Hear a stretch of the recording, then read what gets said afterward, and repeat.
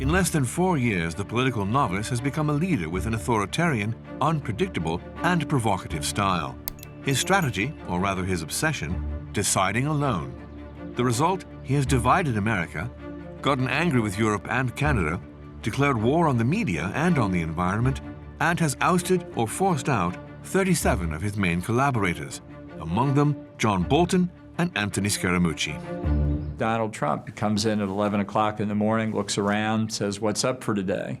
He didn't read the presidential daily brief. It was very hard to communicate information to him, or that he seemed to retain it. He won't read a document or learn about something.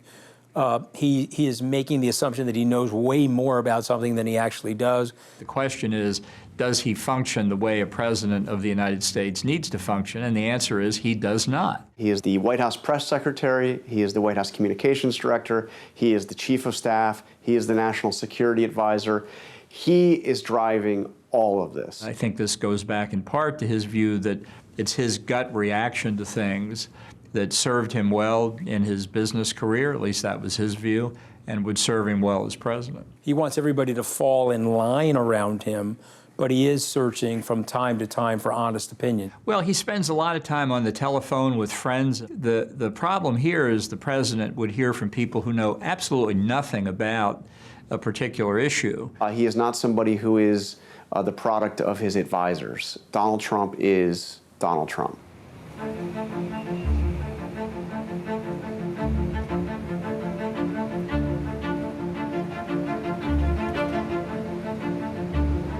President of the United States.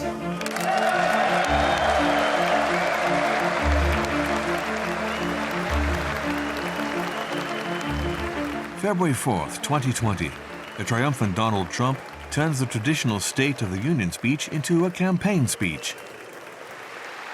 A genuine self-celebration delivered to a standing ovation from Republicans.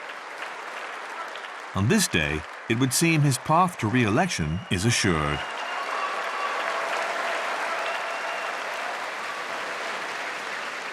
Three years ago, we launched the Great American Comeback. Tonight, I stand before you to share the incredible results. Jobs are booming, incomes are soaring, poverty is plummeting, crime is falling, and my fellow Americans, the best is yet to come. Thank you, God bless you, and God bless America. Thank you very much. Donald Trump knows that tomorrow the Senate will acquit him in his trial, which opened on the 16th of January 2020 for abuse of power and obstruction of Congress. He is accused of pressuring the Ukrainian president into launching an investigation of Joe Biden's son, Biden being, of course, his likely rival for the next presidential election. But the trial turns out to be a painful failure for his adversaries.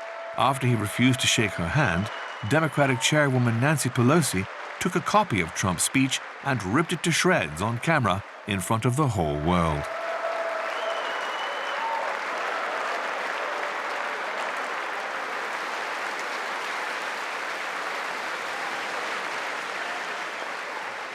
I think that's the most impressive thing about Trump. He's like flame retardant, meaning they're hitting him with 2,000 gallons of flamethrower gasoline trying to burn him in effigy, and he's still walking around. I mean, it's unbelievable. He has been lucky. For 3.5 years of his presidency, there were no major challenges. Things were working pretty smoothly. No major wars. The impeachment process had failed. And I think he had a pretty good shot of getting reelected. The future of Trump seems bright, but an unexpected event will put that future into doubt. February 6th, 2020, the day after the acquittal of the American president, the world is made aware of the death of Dr. Li Wenliang in Wuhan, China, accused by Beijing of propagating a false rumor about the apparition of a new virus. Beginning in December 2019, he had tried to warn the Chinese authorities of the gravity of this mysterious sickness. According to the New York Times, 6 days earlier, the 29th of January, one of Donald Trump's advisors, Peter Navarro, warned him of the potential catastrophic impact and the ravaging effects of an epidemic of coronavirus would cause to the United States. millions of Americans could die.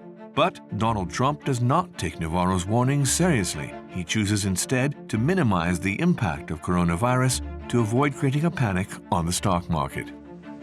When President Trump heard about that, he said, that's not going to happen. The handling of the coronavirus outbreak by Donald Trump, by our president, has been a disaster. From the beginning, he has denied that it's ever going to hit the United States. And he didn't want to hear anything that might indicate trouble for the American economy, which he saw as his ticket to re-election. Donald Trump has been referring to this virus as a hoax by the Democrats. This is their new hoax. They tried the impeachment hoax. That was on a perfect conversation. They tried anything. They tried it over and over. They've been doing it since she got in. It's all turning. They lost. If it's a hoax by the Democrats, why is China, why is Europe responding to this? I mean, this is crazy talk. What is distinctive that Donald Trump has brought to American politics is name-calling, lying, and pandemic ignorance. The virus will not have a chance against us. No nation is more prepared or more resilient than the United States. And day after day, Trump comes to the White House and people think, well, he's going to change now. He's really going to focus on this. He's going to bear down. He's going to make sure there's a coordinated strategy. And it never happens. We have it under control. It's going to be just fine. Okay. President Xi, there's just some talk in China that maybe the transparency isn't everything that it's going to be. Do you trust that we're going to know everything we need to know from China? I do. I have a great relationship with President Xi. We just signed probably the biggest deal ever made. He didn't want to hear bad things about Xi Jinping. He didn't want to hear that the Chinese were lying about the extent of the medical consequences. John Bolton was present during the one-on-one between Donald Trump and the Chinese President Xi Jinping at the Osaka summit. Donald Trump had announced, to everyone's surprise, that he was renouncing his plan to impose new taxes at customs for Chinese merchandise imported to the United States. We're in that meeting with Xi Jinping in Osaka. He's going to make sure to have the Chinese buy more agricultural products because that would help him to win the farm state votes. That's what his focus is on. He was clearly asking for a foreign government's help. I'm very confident that's exactly what Trump said. Those are things I think people should know and what Trump is really like. He has been in denial mode, and so he has denied it all through January and February. Then in March, when we could no longer deny the virus was here. Coronavirus causes its first death on American territory, near Seattle. Soon after, a 30-year-old woman dies in New York, giving the impression that the virus is spreading on American soil. At that moment, the entire world is facing an epidemic that will not go away, leading to an overall feeling of losing control. The coronavirus crisis is a good example of the failure of his leadership. If we had a real leader, first of all, he would have paid attention to science. He would have allowed the people who know about infectious disease to control the process, which is sort of obvious, except it's obvious to everyone except Donald Trump. Dr. Fauci, director of the National Institute of Allergy and Infectious Diseases, quickly becomes the face of the fight against coronavirus in the United States. When asked why he remains silent when Donald Trump makes factual mistakes at press conferences, he answers, "I can't jump in front of the microphone and push him down." How much worse we'll get will depend on our ability to do two things: to contain the influx of people who are infected coming from the outside, and the ability to contain and mitigate within our own country. To keep new cases from entering our shores, we will be suspending all travel from Europe to the United States for the next 30 days. March 13th, Trump completely switches sides. Rather than minimizing the importance of the virus, he now positions himself as a war chief, determined to crush this new enemy of America. New actions were taken in our very vigilant effort to combat and ultimately defeat the coronavirus. We've been working very hard on this. We've made tremendous progress. To unleash the full power of the federal government in this effort today, I am officially declaring a national emergency. All the cafes, restaurants, theaters, cinemas, and stores are closed. But there are two exceptions.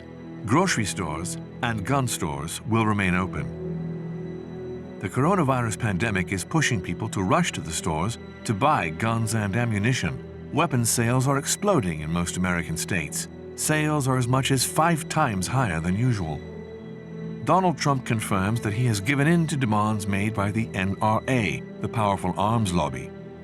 By the beginning of the year, the NRA has already collected $30 million to finance the president's re-election campaign.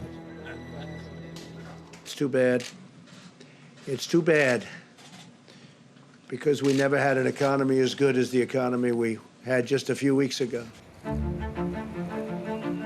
Most morgues are now overwhelmed by the number of deaths caused by coronavirus. Employees in hazmat suits pile up the victims of COVID-19. Refrigerator trucks have been requisitioned to stock the bodies that morgues cannot take.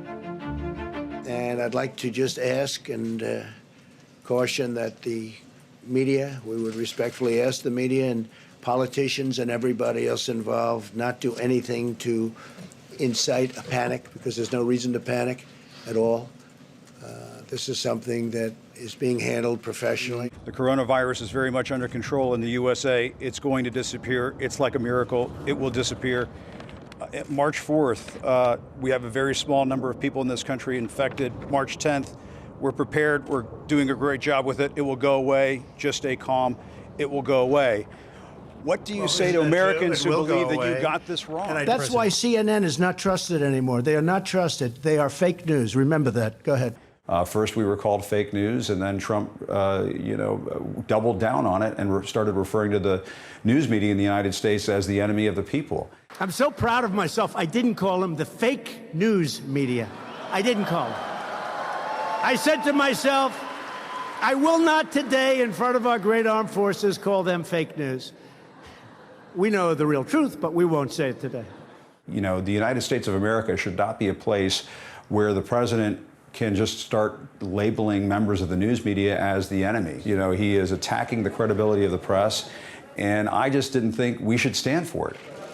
Jim Acosta, White House correspondent for CNN, has become a thorn in Donald Trump's side ever since their memorable argument on immigration 2 years prior.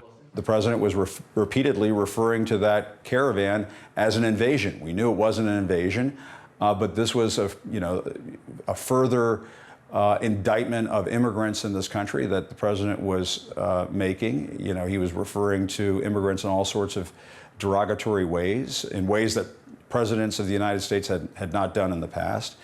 And, you know, I wanted to challenge the president on that. The caravan was not an invasion. It's a group of migrants moving up from Central America towards the border with the U.S. Thank you for telling me that. I appreciate it. Why did you characterize it as such? Hundreds and hundreds of miles away. That's not an invasion. Honestly, I think you should let me run the country. You run CNN. All right. And if you did it well, your ratings would be much better. If I may ask one other question, Mr. President, if I may ask one other question, are you worried? That's enough. That's enough. Mr. President, that's enough. I'll tell you what, CNN should be ashamed of itself having you working for them. You are a rude, terrible person. You shouldn't be working for CNN. Go ahead. Well, when you report fake news, when you report fake news, which CNN does a lot, you are the enemy of the people. Go ahead. So there it is. He basically called me the enemy to my face on national television. And all of a sudden, out of nowhere, this intern enters the picture and tries to take my microphone away. And I'm thinking to myself, what's going on here? So what do you do about that? Do you not ask the question? Do you just let these lies go unchecked? I think Jim Acosta is a very unprofessional man. I think he does this with everybody. He gets paid to do that. You know, he gets paid to burst in.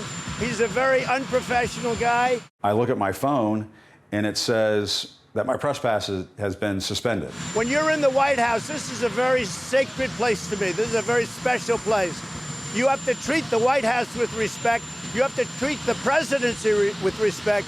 And from that point forward, they had essentially put a bullseye on my head. And they decided that CNN was going to become their enemy. I would get death threats or threatening messages on almost a daily basis on social media. And one of these tweets that Cesar Sayoc posted Attached to it was a photograph of a decapitated goat's head. And what we would find, he was tweeting on Twitter saying things like, Acosta, you're the enemy of America, you're next.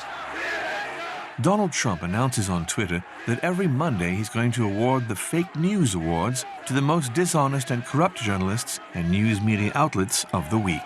Like, what is going on in this country where I'm going to a political rally and I have 4 or 5 bodyguards surrounding me to make sure nobody takes a swing at me or nobody takes a shot at me? There are many people in the press that are unbelievably dishonest. They don't cover stories the way they're supposed to be. They don't even report them in many cases if they're positive. So there's tremendous, I came up with the term, fake news.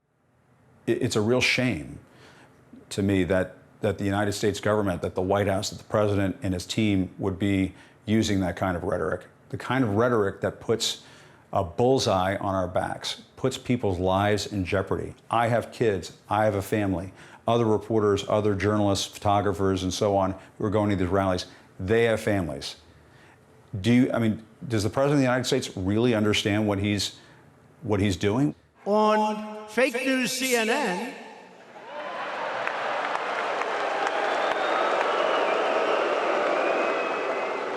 I think NBC may be more distorted and worse, but I have had Donald Trump go after me in rather personal and intense ways publicly before the television cameras, calling me bleeping nasty guy. Oh, you didn't tell me that. Oh, I see. You didn't tell me that, John. Thank you for telling me that. See, there's a typical fake news deal. You asked me when she was appointed. I told you when she was appointed. You're a third-rate reporter, and what you just said is a disgrace, okay?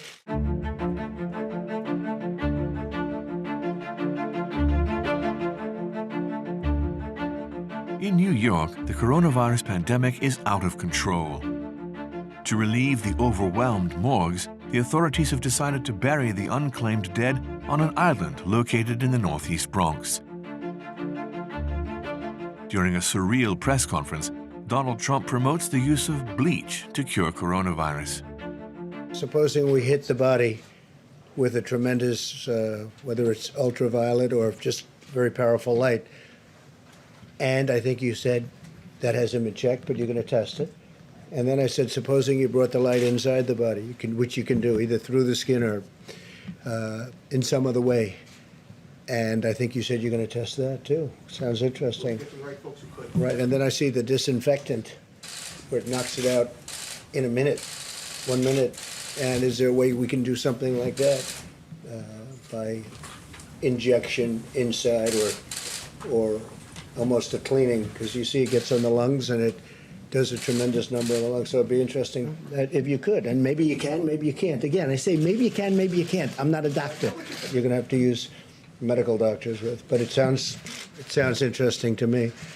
So we'll see. But the whole concept of the light, the way it kills it in 1 minute, that's pretty powerful. You've got to be careful when you say fairly affected. It was never done in a clinical trial. They compared it to anything. Even a child would know that you don't inject a disinfectant into your body. And the problem with that is that he's the president of the United States. People actually believe him when he says those things. And what we have seen is that there are people who have tried to ingest bleach and have gotten sick or even died. His lack of understanding of medicine or biology was remarkable, even for just a person on the street. Most people understand how dangerous and absurd what he said was. His staff will say, no, that was just a joke. But the next day, the president will come back and double down and reiterate and say it again. So I don't believe that these things that he says are jokes. I think he takes them seriously. People like Dr. Fauci didn't resign, despite Donald Trump talking about injecting bleach. Dr. Anthony Fauci and the team in shock. They are left with the very difficult choice of whether to stay within this administration and do the best they believe they could do from within. Anthony Fauci is a very respectable guy. Unfortunately, there's some embedded politics to his job, and he's trying to see if he can outlast Trump and all of Trump's insanity. And so, but many people are trying to do that. What we did was we put somebody very abnormal and a very, very important job. And so what happens is you're sitting there, and I did this. I said, okay, this guy can't be this batshit crazy. I mean, there's no way. I mean, he made it to the presidency. And so you're trying to hyper-normalize him, and you're trying to say, okay, you know, let's gaslight. He says X, Y, Z. Let's tell people he's just kidding, you know, all that nonsense. But he's not kidding. He's actually crazy. 25th Amendment writers never anticipated that we would have a psychopath as president who would have to be removed for psychological reasons. He is fundamentally different from normal human beings, fundamentally different. He's a psychopath or a sociopath. And in that way, it would be just as accurate to describe him as a predator. Republicans elected the man who was so vividly of bad character on the Access Hollywood tape. Inside this bus, Donald Trump is unwittingly recorded. He does not appear on screen, but his thoughts on women are perfectly audible. The now famous video, Grab 'Em by the Pussy, has gone round the world. This cassette was revealed to the public in October 2016, during the presidential election. I did try and fuck her. She was married. I moved on her like a bitch. It's hot as shit. Yes, the Donald has scored. You can do anything. Whatever you want. Grab him by the pussy. I can do anything.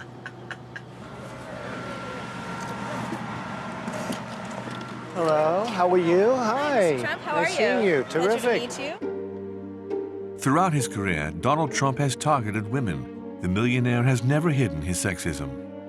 You've called women you don't like fat pigs, dogs, slobs, and disgusting animals. Your Twitter account Only has Rosie several... O'Donnell. Well, he is afraid of women. Women are supposed to be inferior to him from his worldview, and yet they are showing themselves capable, able to think rationally and intelligently in ways that he cannot. And so the only way that he can avoid this feeling of inferiority is to divert away from those rational discussions by attacking them.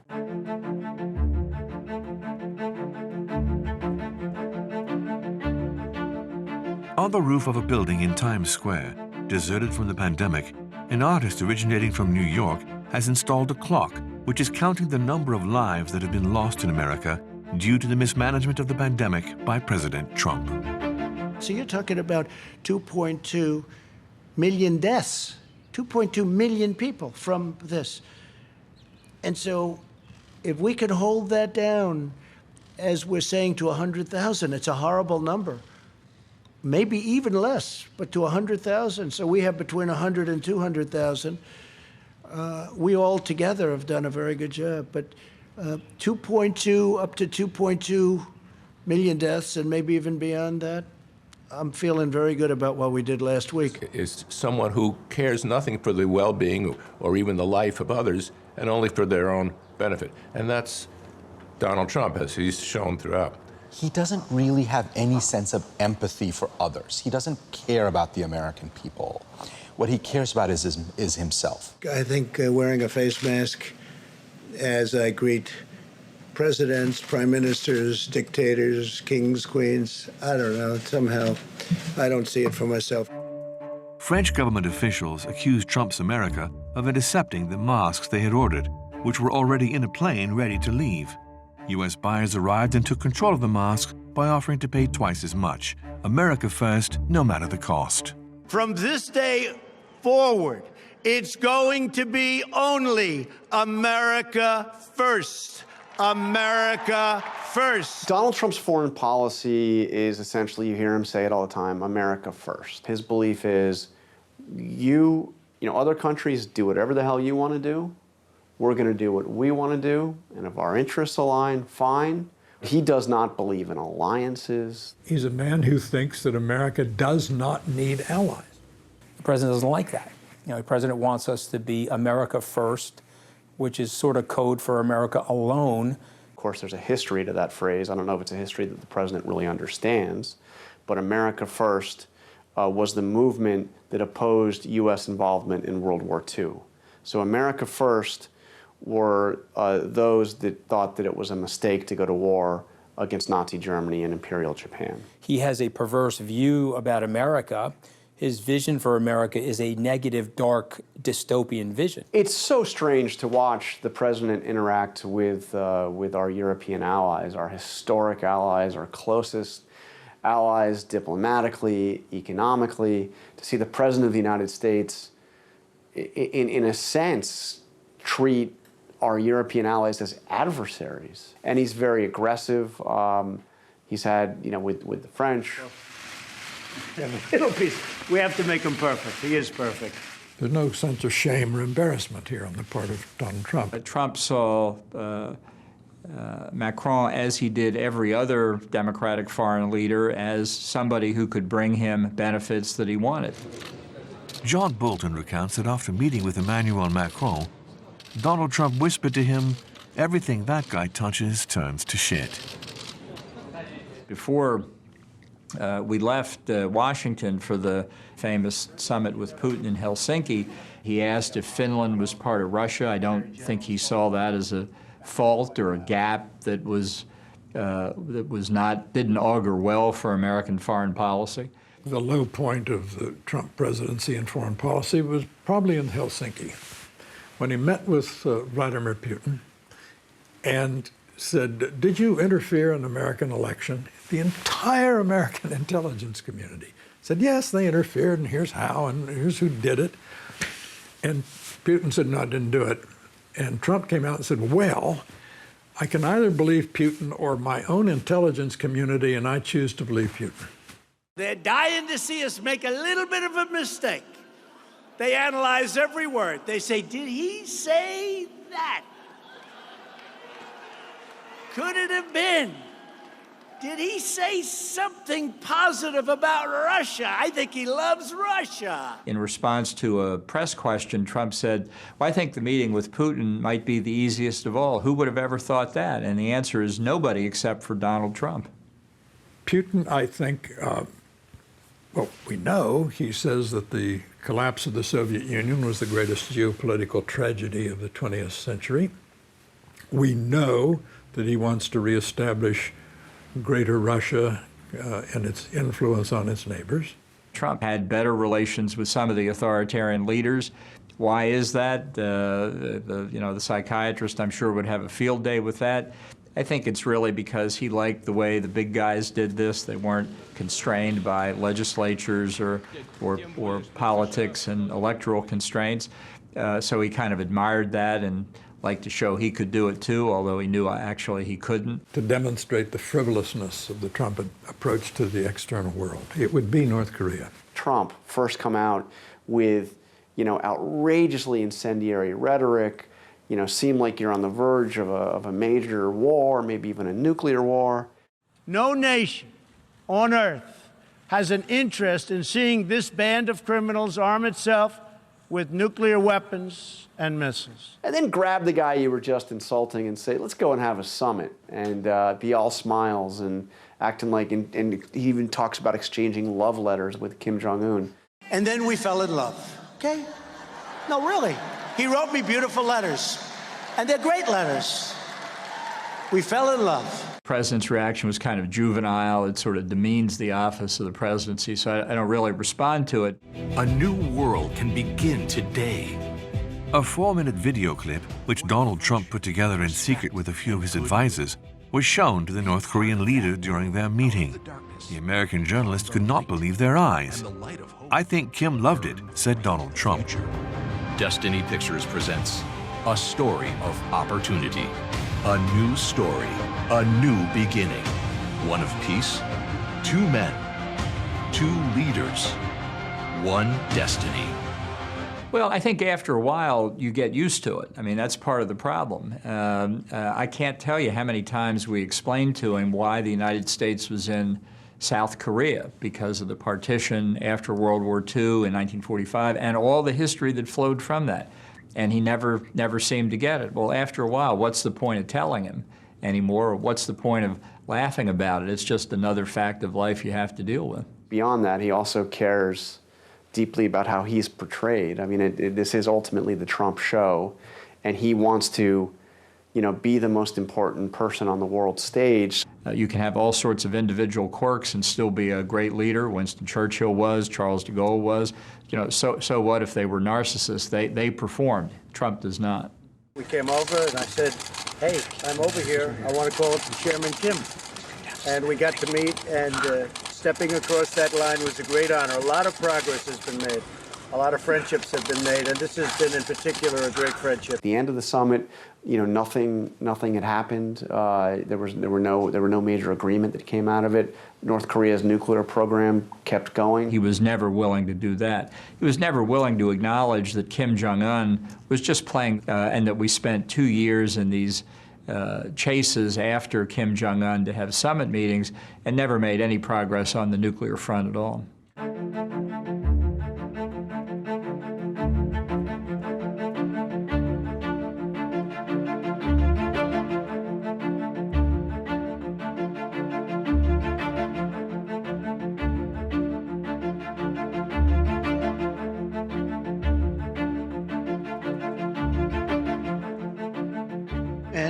Experts, and they said, we're going to have to close the country.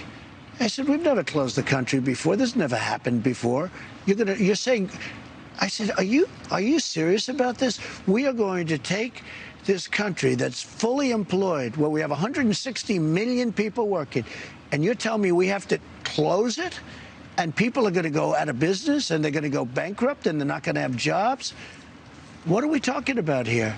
How long did it take you to accept that new reality? Well, I accept you're going to lose more people by putting a country into a massive recession or depression. You're going to lose people. You're going to have suicides by the thousands. Trump is also fighting against multiple governors, including the New York governor, who had the last say by confining the city. The inhabitants of New York, used to the traffic jams and crowds, adapt to this new reality of empty streets, closed schools, and shuttered windows. All non-essential activities are forbidden, as well as gatherings of more than 50 people. Meanwhile, across the United States, 16 million Americans are facing unemployment. It was a severe outbreak. It was a severe pandemic in New York. They closed things down, and they bent that curve. They flattened that curve. The President of the United States has the authority to do what the President has the authority to do, which is very powerful. Has any governor agreed that you have the authority to decide when their state I haven't opens asked back up? anybody because But I no one don't. has You know why? agreed. Because I don't have to. I think there are certain people that would like it to do financially poorly because they think that would be very good as far as defeating me at the polls. The president encourages protests against Democrat governors. He asks his supporters to free their states from the confinement decided on by local authorities. Why are you acting like an imbecile? Like, why are you doing these bullying tweet storms? In 3 years, Donald Trump has sent 11,000 tweets. He's followed by 33 million web users. The majority of his tweets are attacks on his opponents or on the investigations involving him.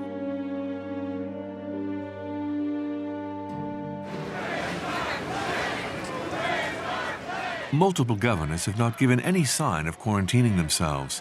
Dozens of demonstrators, often armed, protest against the restrictions put into effect against the coronavirus pandemic and demand the quarantine be lifted.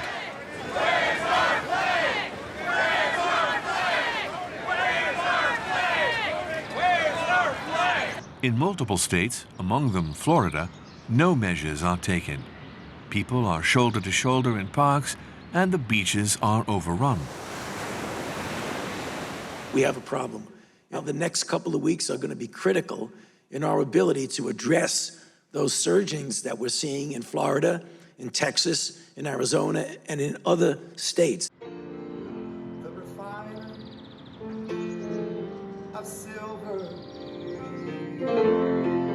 Tony Spell is an evangelical pastor from the Life Tabernacle Church, located in Baton Rouge, Louisiana. He defied the gathering restrictions by organizing a function in his church. You don't close an entire nation down to keep a virus from spreading. It was an error. Donald Trump should have never listened to the doctors, and he should not have listened to the science. What is the science? No one in my church has died of the virus. We have 9,800 members. The United States has between 50 and 80 million evangelical Protestants, around 25% of the population. 80% of them voted for Trump. People here from across the nation came in because we're the only Easter Sunday service between here and California that they could find open. So God bless America.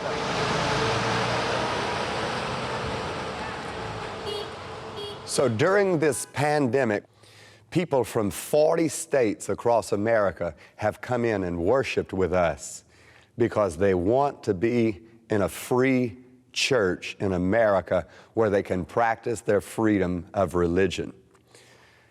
People have joined our church from other churches that have closed because they're attracted to faith over fear. And we go to their homes, we pick them up, bring them to church, and then we have a service. For the Christian, it's time to go back to the pews. It's time to go back to the pulpit. It's time for America to get back in their churches. It's time for Virginia. I was arrested at the police station on the parking lot. I was led into a trap. They fitted me with an ankle bracelet like I was a terrorist for refusing to comply with the governor's emergency orders to not have an assembly of more than 10 people. But we never will, never. President Donald Trump said God is on our side, and he is right. He is the first Christian president that we've had in decades. He is a supporter of mine. He is a fan of ours. He promotes what we're doing. Let's all pray. Heavenly Father, we come to you today, and we thank you for this nation that was born in 1776. We pray in 2020 it would be born again. And we humbly ask you to bless our nation and to bless our President, Donald Trump. It needed a fighter and a champion for freedom. And Lord, that's exactly what we have. I thank you, Lord, that he doesn't claim to be perfect, but he is passionate.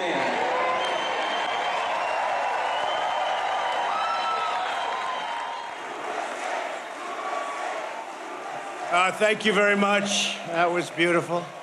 That was beautiful. Most powerful people in the world. The true believers, the people who live in the same bubble that he lives in, who get almost all their information from right-wing news site, Facebook, and believe things like the coronavirus is a hoax, that wearing a mask is mind control. There is that group.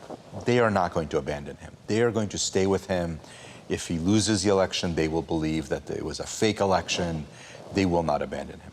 He's the first president to have a spiritual advisor and an evangelical in the White House. Mike Pence is a godly man. Thank you, Mr. President. Again, Mike Pence, vice president and fundamental Christian, was chosen by Donald Trump mainly because he wanted a conservative and religious figure to reassure those voters. but at your direction, we are going. Father, you have given us a gift.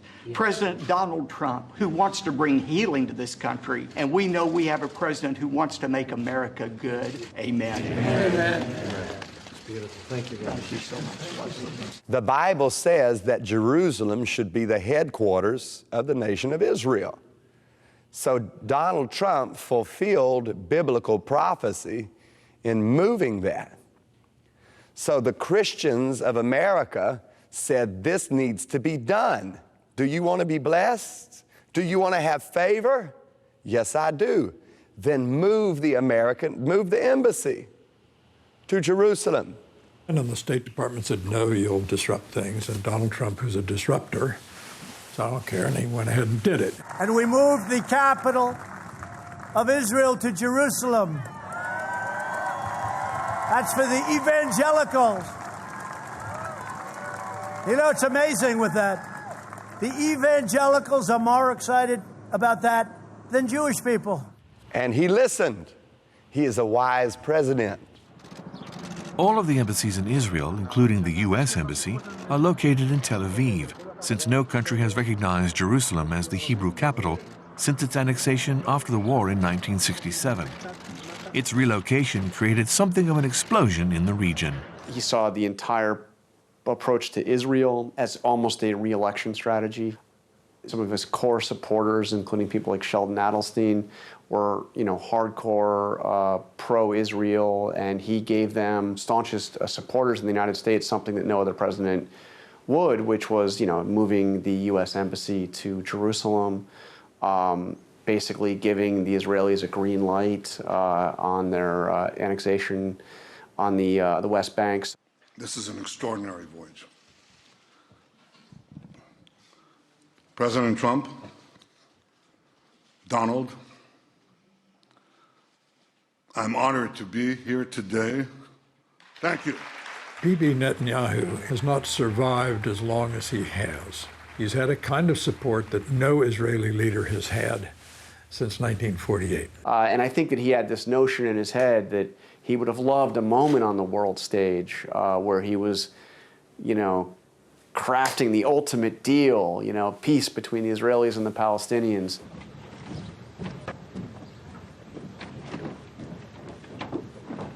Without President Trump's determination, resolve, courage, we would not be here today.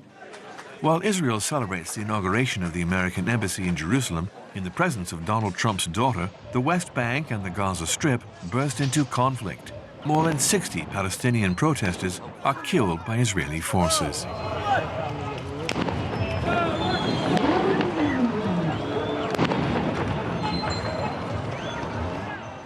Taking word for word the declarations of the Israeli Prime Minister Benjamin Netanyahu about the danger it represents, Donald Trump distances himself from the international Iran nuclear deal. According to an Israeli journalist, the American president has adopted the Netanyahu doctrine and made it official American policy. Today I am announcing our strategy, along with several major steps we are taking to confront the Iranian regime's hostile actions and to ensure that Iran never, and I mean never, acquires a nuclear weapon. The Ayatollahs have never made a strategic decision to give up nuclear weapons, and they never will voluntarily.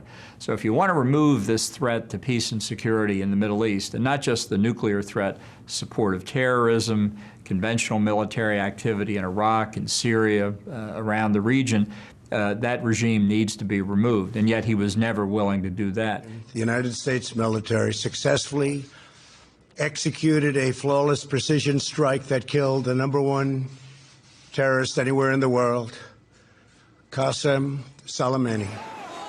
The Iranian general Qasem Soleimani, a charismatic and popular figure in Iran, was an Iranian major general in the Islamic Revolutionary Guard Corps, the ideological army of the Islamic State.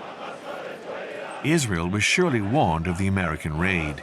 2 days earlier in Washington, the Secretary of State had phoned Netanyahu to inform him of an important action against Iran. The killing of General Soleimani, that was probably, could have been a bridge too far, and that could have led to an accidental war. And thank God, cooler heads prevailed. So that's an example where a decision by him, supported by some people but not supported by others, could have tripped us into a warlike situation. For someone like that to hold the nuclear codes of the United States, to be the most powerful man in the world, is, of course, very scary. For example, he'll start a war in the South China Sea with China, or he'll start a war with Iran, or something else. And then he will claim, as Hitler did, now you must rally behind me because we are under attack as a people. I don't think he can sit there in a map room and say, okay, generals, how's it going? This is a country I want to go to war with. Tomorrow I'm going to use the War Powers Act, and I'm going to declare a war or a military intervention in that country. Let's go. I think a lot of people say, let's hold our horses on something like that.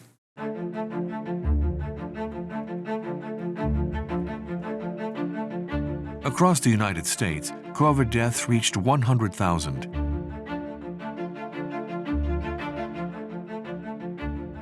Students from the New York Theater Workshop have symbolically placed body bags in front of the Trump Tower with inscriptions such as, "Trump lies, people die."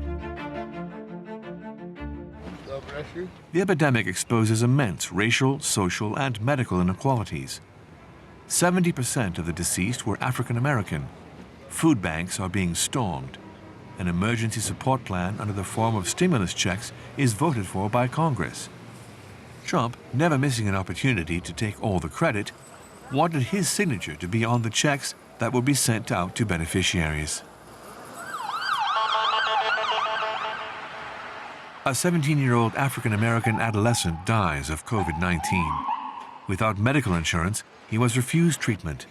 The hospital confirmed the arrival of the young patient into the emergency room, but since he didn't have medical insurance, he was denied treatment. They sent him to the city clinic. 58% of African American youth are not working. There's another shooting in Chicago every 2 hours. 45% of African American children under the age of 6 are living in poverty. The inner cities have been left behind. Crime is through the roof. Public education is a total disaster. There are no jobs. It's dangerous to walk down the street with your child. To the African American community, I say, what the hell do you have to lose? Vote for me. I will fix it. I will fight for you harder than anyone has ever fought for you before. Let me see your hands. Damn, man. Stay in the car. Let me see your other hand. I'm sorry. Let me see your other hand. Please, Mazzotti. Both hands. Do nothing. Put your fucking hands up right now. Please don't shoot me, man. I'm not shooting you, man. The 25th of May in Minneapolis, Minnesota, George Floyd, father of 2 girls, is stopped in his car by 4 police officers. I can't breathe. Please, the knee in my dick. Get up, get in the car. Mama. Get up, get in the car. The stop is filmed by passers-by, who point out that the victim is dying, but the police officers prevent them from intervening. Images of the event soon go viral on social media and worldwide news networks.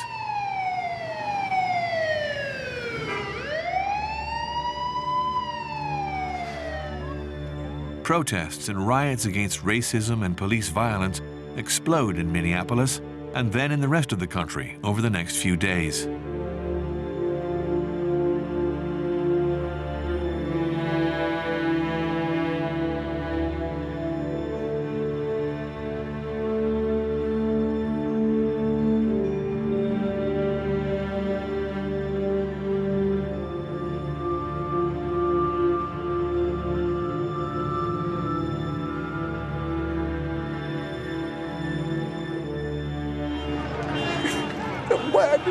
Can we make some sense out of this?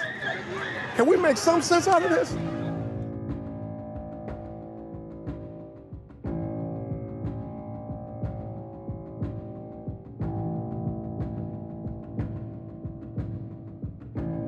Since George Floyd's death, mural paintings have flourished in the neighborhood where he lived, which is transformed into a place of pilgrimage.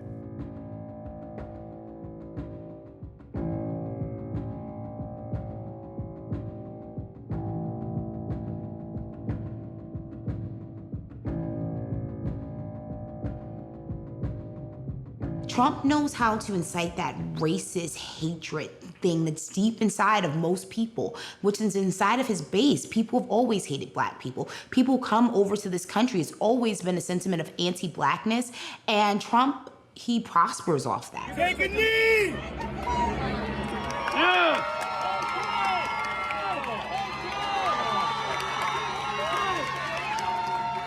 Yeah! An incredible image. Here, police officers kneel together with demonstrators. They join in protest against the latent racism that's been festering between the African American community and police forces all over the country. I can't breathe. I can't breathe. I can't breathe. We want change. We want change. We want change. We want change.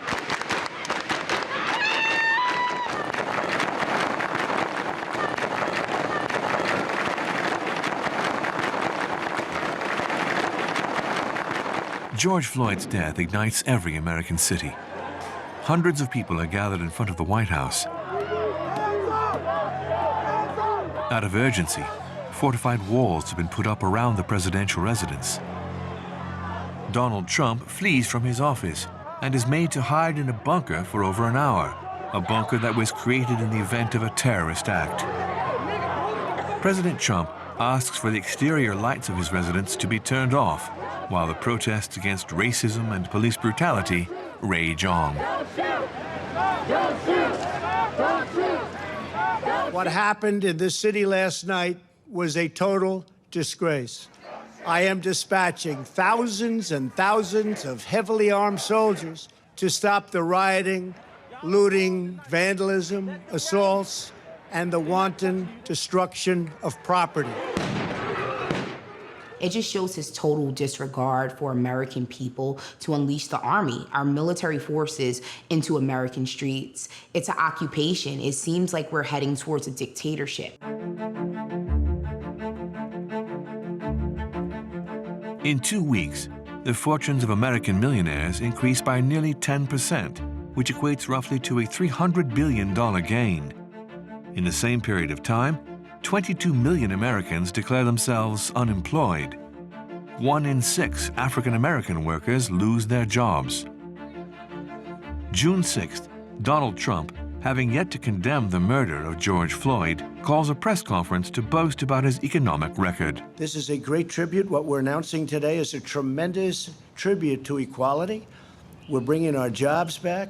Hopefully George is looking down right now and saying this is a great thing that's happening for our country. This is a great day for him. It's a great day for everybody. This is a great day for everybody. This is a great, great day.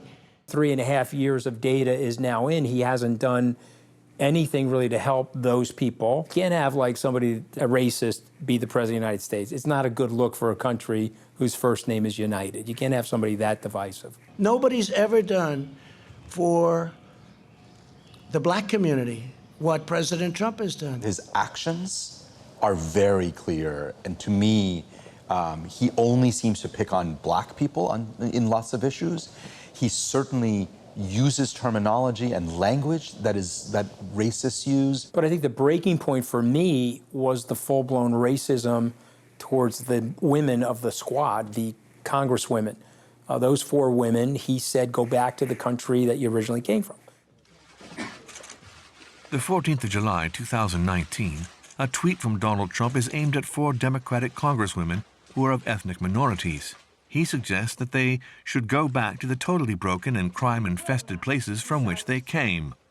All 4 of the young women members of Congress are American citizens, and all except for 1 were born in the United States. He's not a racist. He's not complicated enough to be a racist.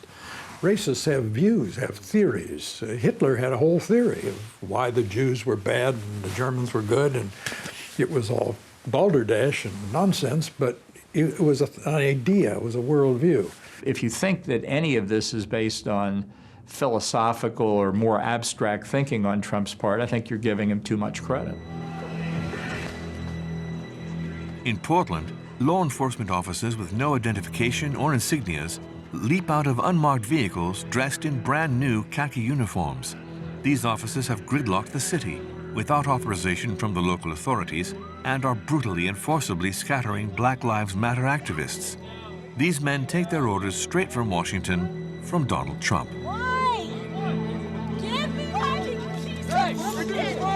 Rioters and looters have firearms, and free people like myself don't have firearms. How can we protect ourselves? The right to bear arms is the Second Amendment of the United States Constitution. We have the right to bear arms. You never operate from a standpoint of weakness against crime. You have to have the stronger hand.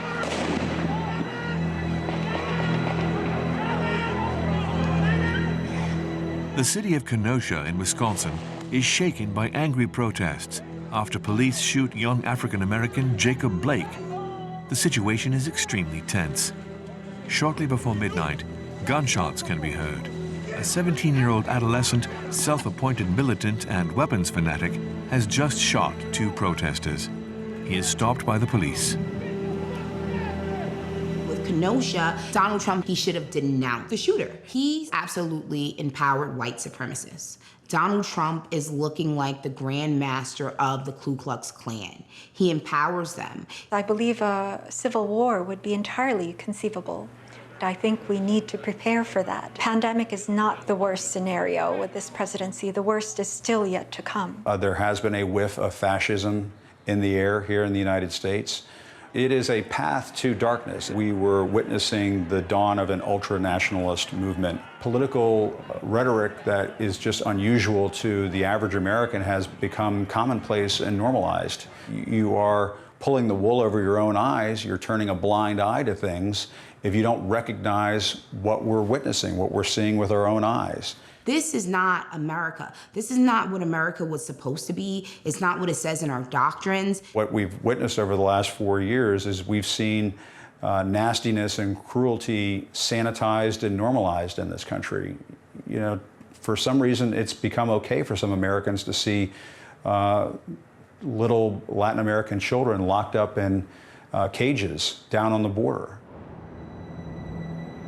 1 month after his election, Donald Trump had started the construction of a wall separating the United States and Mexico along a border that spans more than 3,000 kilometers. It was one of his election promises. When Mexico sends its people, they're not sending their best. They're not sending you. They're not sending you. They're sending people that have lots of problems, and they're bringing those problems with us. They're bringing drugs. They're bringing crime. They're rapists. Thousands of immigrants who attempt to illegally enter the United States are stopped and held in detention centers. Trump applies a zero-tolerance policy. 2,000 children, all underage, are separated from their parents.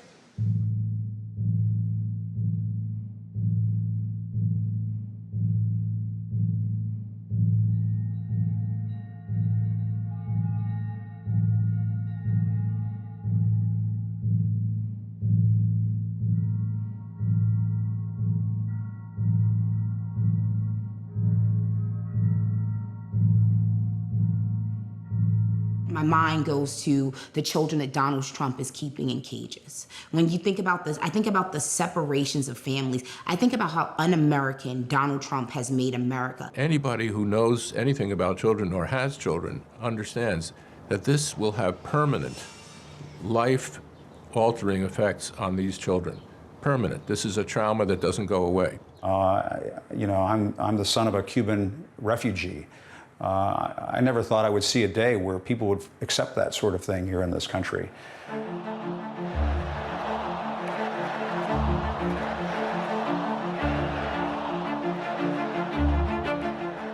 As multiple states implement a new confinement policy, Donald Trump, now campaigning, claims to have discovered the main reason for all the aggravation and the rise in coronavirus cases.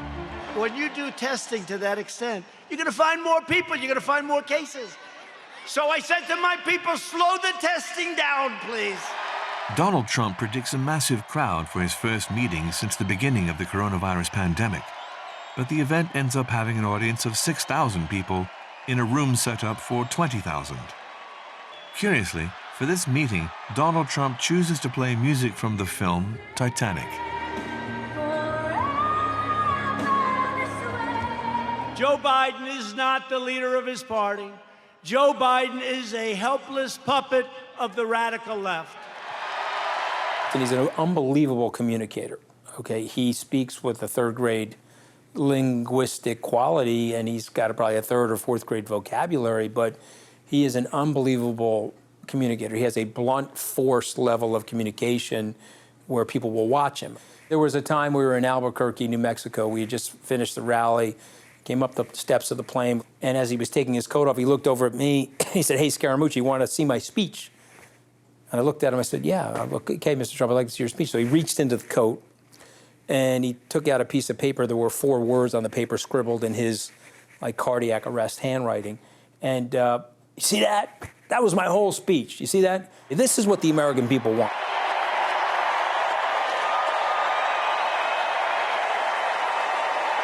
Don't you understand, you dumb son of a bitch? Don't you understand? You know, when God was producing Donald Trump and they were going down the buffet table to pick up the different genes, they left out the shame genes, man. There's no shame in this guy's game. Trumpism is a desperate appeal to get an ever larger portion of an ever smaller portion of the American electorate. White, non-college educated, intellectually and economically downscale voters. And they are a smaller and smaller portion of our country.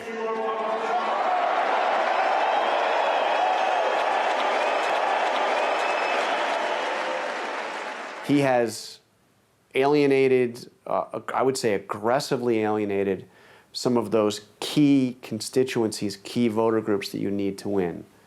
Women, especially suburban women, Hispanics, growing group, younger voters, growing group. He's done nothing to win any of them. In fact, he has alienated them. There's a large group of Americans who love him, just love him, think he is the greatest thing that has ever happened to America. Those people will never abandon him. And currently, it's something around 40% of the population, which is incredibly awful.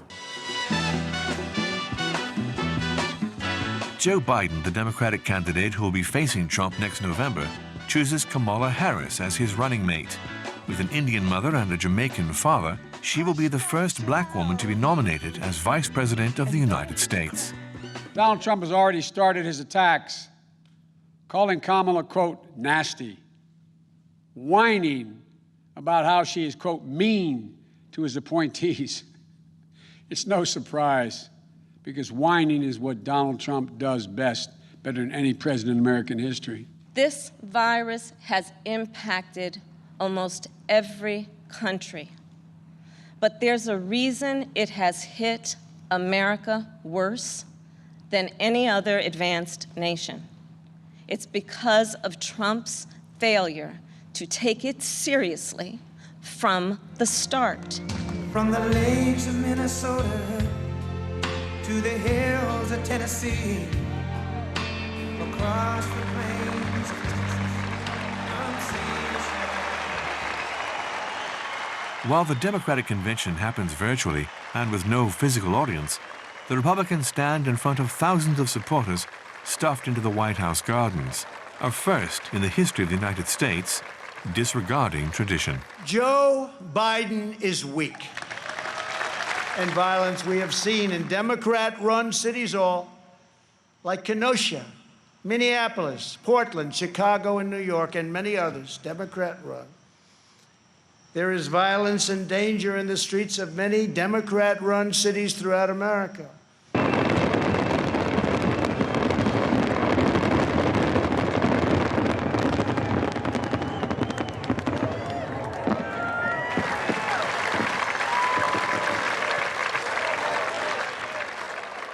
Well, nothing lasts in life, even the bad things.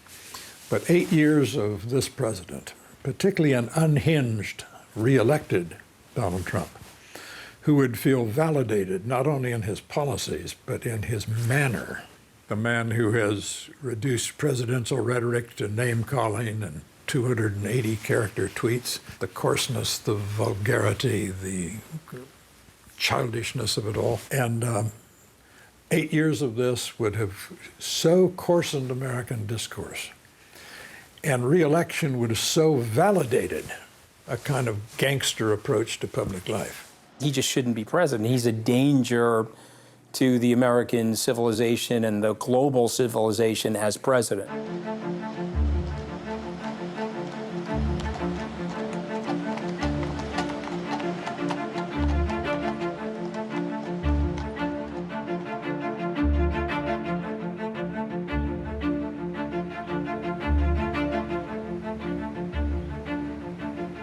I think he has done major, probably permanent damage to the country, or damage that will at least last a long time. Rebuilding that is going to be the work of a generation. It's amazing the damage you can do in 4 years. It will take 4 times 4 to correct. Okay, this guy shouldn't be president. We've got 3.5 years of data. He's Looney Tunes. Let's find him a different job, but president is not the right job for him. A lot of people who should vote Republican either will stay home or vote for Biden or vote for somebody else. not because they've changed philosophically, but because they see Trump as a failed president. We have to stop him. And so, listen, I mean, I hope we can. I mean, it's going to be a close election. I think he will make it psychologically inevitable that he will be reelected, no matter the means. Manipulating people's fears, put them in such chaos. In the best possible world, we would all learn from this and we would never allow someone like Donald Trump to be elected again. We'll see what happens. Are you a good loser? I'm not a good loser. I don't like to lose. Are you suggesting that you might not accept the results of the election? I have to see. Look, I have to see. No, I'm not going to just say yes. I'm not going to say no, and I didn't last time either. There is the real potential that if he loses re-election, that he will declare the results illegitimate. Because he'll still be president the day after the election. And the president has a lot of power. Greatest comfort to me about the theory that Trump wants to take full power is that whether you're a fascist or a communist or a totalitarian of any stripe, it's because you have an idea what you want to do with the power once you get it. I don't think that enters into his calculation. What's stopping him from referring to fake election results and just not leaving the White House? We haven't been through a situation like that in this country. What do we do? I'm confident that that will happen, that he will not stay, and that Republicans in particular will say we do not accept any possibility that he would try to hang on. And on a scale of 1 to 10, how would you rate the response to this crisis? I'd rate it a 10. I think we've done a great job. I wish that we could speak to the 180,000 people that Donald Trump allowed to die. His incompetence has led to American deaths. If he would have gotten a hold on this virus, on the coronavirus, in December when the world knew about it, even if he would have acted a few weeks faster, it would have changed things. I think the effects of this many people dying in short time period will be with us for decades. And it is a national moment of shame because most of these deaths were preventable, and yet we let it happen.